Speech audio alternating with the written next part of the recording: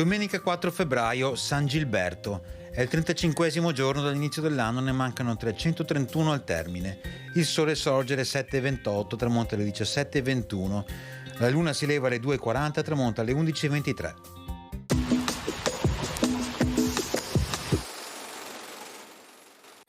Si inaugura a Bassano il nuovo ponte coperto sul Brenta, in sostituzione di quello distrutto dai francesi nel 1813. Orgoglio di bassanesi, il celebre ponte vanta antichissime origini. La prima notizia risale al 1209. Più volte distrutto nel corso dei secoli, il ponte risorse sempre mantenendo l'antica forma. Quello attuale fu inaugurato il 3 ottobre 1948.